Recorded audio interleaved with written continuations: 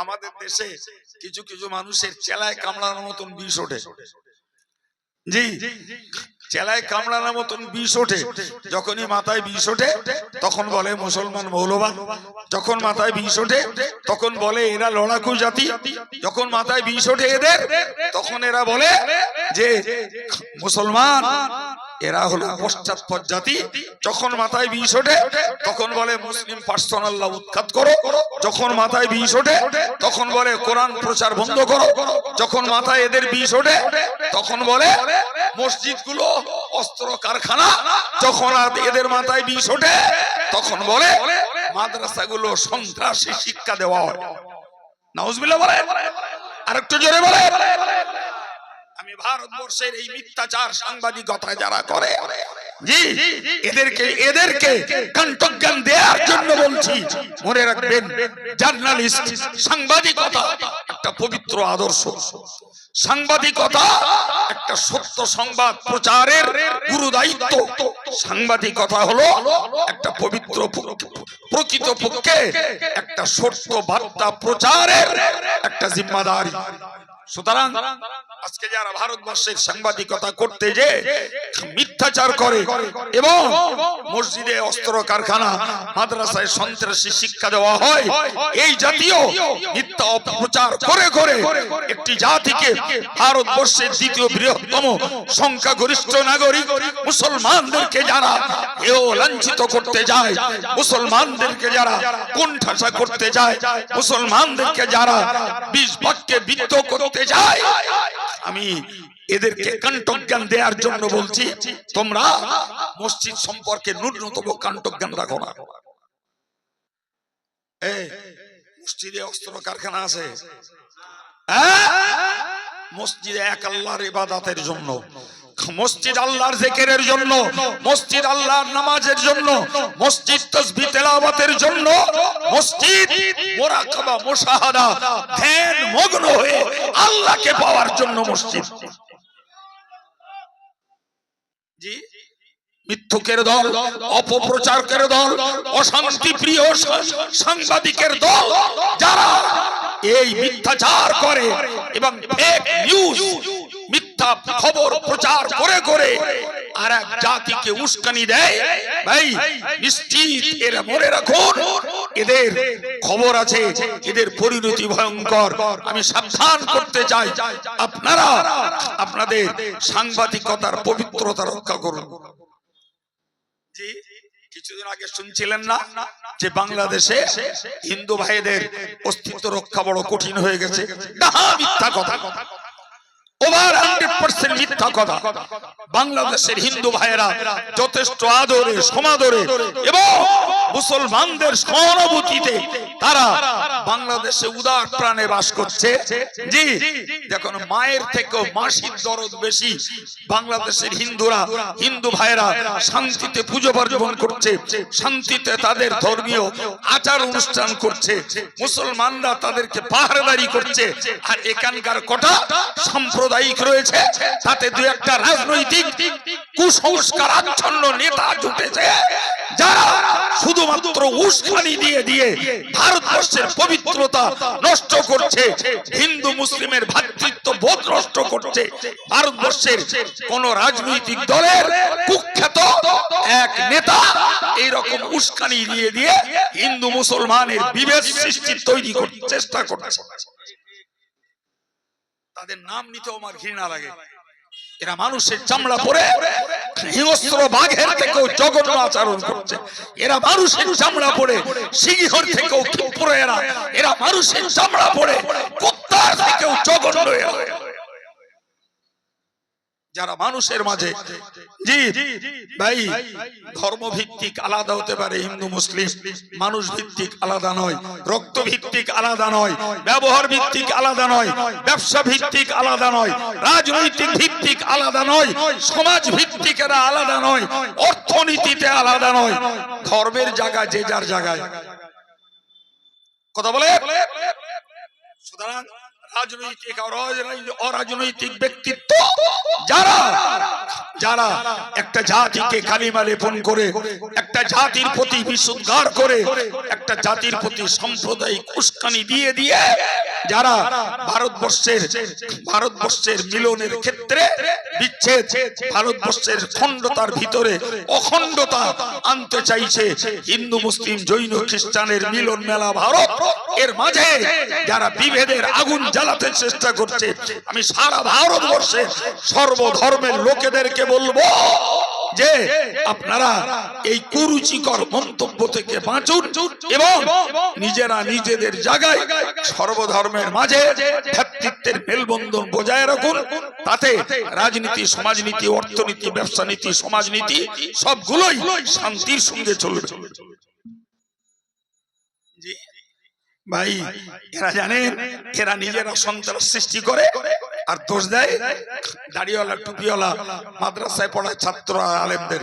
এদের যদি কাণ্ঠজ্ঞান থাকতো যে মাদ্রাসায় কি পড়া হয় একবার খোঁজ নিয়ে আসি, জি শিশুর যে কাণ্ঠজ্ঞান আছে ইসলামী মাদ্রাসাগুলোতে কি পড়ানো হয় এতটুকু কাণ্ঠজ্ঞান এই দেশের তথাকথিত রাজনীতিবিদদের মাথায় নেই।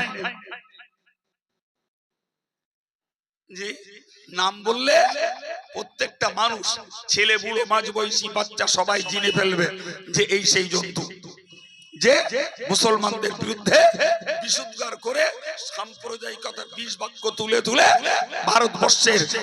ভারতবর্ষের সর্বস্তরের ধর্মীয় নাগরিকদের মাঝখানে বিচ্ছেদ তৈরি করতে চাচ্ছে। মনে রাখবেন, মাদ্রাসায় পড়ানো হয় কোরআন, যে কোরআন মানব জীবন গড়ার সারা পৃথিবীর শ্রেষ্ঠ প্রেসক্রিপশন, সেরা প্রেসক্রিপশন। এটাকে যারা ঔষধ হিসেবে কাজে লাগাবে তাদের জীবন মানবিকতায় ধন্য হবে, তাদের জীবনে ভ্রাতৃত্ব বোধ আসবে, তাদের জীবনে মানুষের প্রতি দরদ আসবে, তাদের জীবনে মানুষের ভিতরে মর্যাদা দেওয়ার প্রবণতা তৈরি হবে, তাদের জীবনে বাপ মায়ের প্রতি মর্যাদা বাড়বে, তাদের জীবনে সামাজিকতা, অর্থনীতি, রাজনীতিতে শান্তি ফিরে আসবে। যারা এই কোরআনকে নিজেদের জীবনের গাইড বুক হিসেবে মান্যতা দেবে তারা সৃষ্টির শ্রেষ্ঠ মহামানব হযরত মুহাম্মদ সাল্লাল্লাহু আলাইহি ওয়াসাল্লামকে চিনবে, স্রষ্টা হিসেবে আল্লাহকে তারা চিনবে, তারা বিশ্বাস অনুযায়ী পরকালে জাহান্নাম থেকে বাঁচবে, তারা জান্নাতের চির দখলিকার হয়ে যাবে। সবাই মিলে বলে। সুতরাং কোরআন সন্ত্রাস শিক্ষা দেয় না, কোরআন শান্তির শিক্ষা দেয়, কোরআন মানবতার শিক্ষা দেয়, কোরআন ভ্রাতৃত্ববোধের শিক্ষা দেয়, কোরআন সর্বধর্মের মর্যাদা শিক্ষা দেয়, কোরআন মানবতা শিক্ষা দেয়, কোরআন মানব অধিকার রক্ষা করার তাকিদ দেয়। জি প্রিয় ভাইরা আমার, সেই কোরআনের বিরুদ্ধে বিশুদ্ধার করে বলা হয় জি মাদ্রাসাগুলোতে, কোরআনী মাদ্রাসাগুলোতে সন্ত্রাসের শিক্ষা দেওয়া হয়। 2002 সালে পশ্চিমবাংলার একজন প্রয়াত মুখ্যমন্ত্রী তিনি একথা বলেছিলেন। জি আবার কিছুদিন চলছিল, আবার মাথায় বিষ উঠে গেছে, হালে আবার বলা ধরেছে, এই হালে আবার বলছে। জি আমি কালকে একটা বাইরে বলেছি যে ভারতবর্ষের ইন্টেলিজেন্স ব্যুরো আছে, গোয়েন্দা দপ্তর আছে, এদের উচিত মাদ্রাসাগুলোতে এসে 2-4 দিন ডালির পানি খাওয়া। ডালির পানিটা যদিও বলিনি, তবে বলেছি এদের মাদ্রাসাগুলোতে এসে দেখা উচিত এরা কি পড়ায়, কি পড়ে, কিভাবে ছাত্রগুলোকে তৈরি করে, এদের সারা দিনের রুটিন কি, এরা টাইম টু টাইম কি করছে।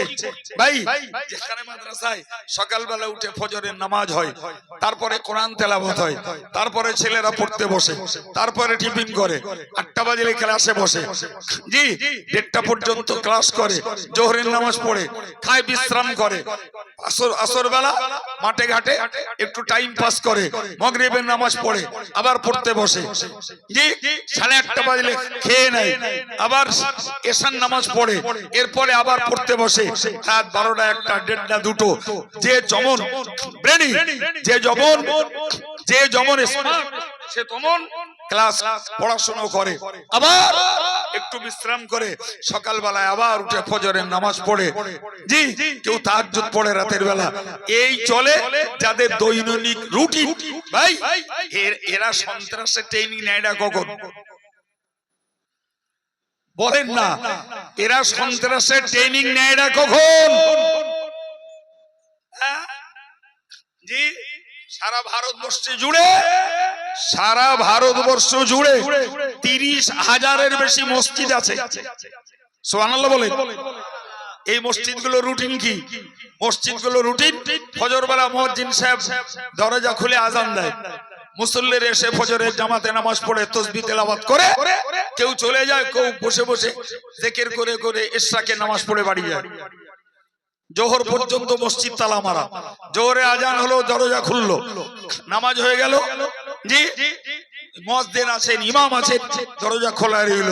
জামাতে যারা নামাজ পড়তে পারেননি তারা আসে নামাজ পড়ে, আসরের আজান হয় নামাজ পড়ে, মাগরিব পর্যন্ত আবার কেউ বসে কোরআন পড়ে, কেউ জিকির করে, কেউ বাজার ঘাট করতে চলে যায়, মাগরিবে আজান হয় চলে আসে, আজান হয় নামাজ পড়ে, এরপরে তাসবিহ তেলাওয়াত করে, কেউ বা চা পানি খেতে যায়, এসে এশার নামাজ পড়ে, আজান হলো এশার নামাজ পড়ে নিল, তারা দরজায় তালা পড়ে গেল, মুসল্লিরা যে যার পাড়ে চলে গেল।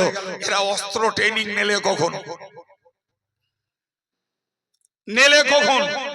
প্রত্যেকটা মসজিদের গ্রাউন্ড আছে, অনেক মসজিদের সঙ্গে মক্তব মাদ্রাসা রয়েছে, অনেক মসজিদের সঙ্গে অল ইন্ডিয়া সুন্নাতুল জামাতের প্রচলিত মডেল মাদ্রাসা আছে, অনেক মসজিদের সঙ্গে ঈদগাহ অ্যাটাচড আছে।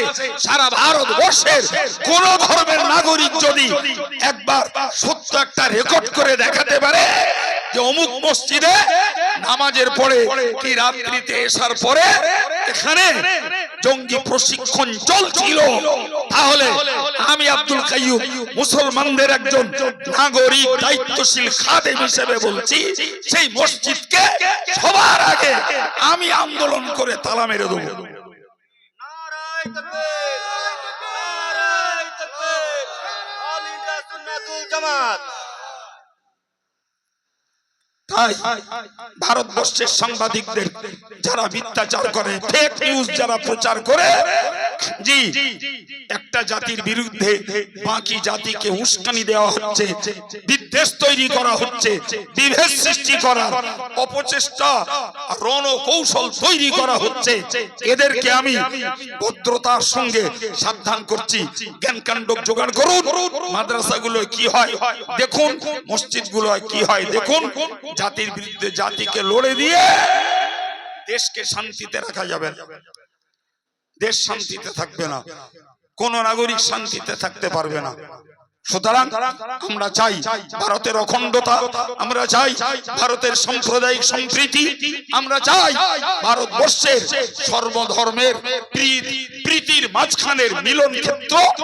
যারা কোন সাংবাদিক কিংবা কোন রাজনৈতিক ব্যক্তিত্ব যে বা যারা এই মিথ্যাচার বিশুদ্ধারগুলো করছে, ক্ষিপ্র কুত্তার মতো, হিংস্র বাঘের মতো, মাংসাশী রক্তলোলুপ প্রাণী সিংহের মতো, আমি ভারতবর্ষের সর্বধর্মের নাগরিকদেরকে বলবো, দেশের অখণ্ডতা, সর্বধর্মের মাঝে সম্প্রীতি, শান্তি, সহাবস্থান বজায় রাখতে এই ধরনের সাংবাদিকদের কথা বিশ্বাস করা থেকে এবং এই ধরনের রাজনীতির নেতাদেরকে নেতৃস্থানীয় রাখা থেকে আপনারা বিরত হন।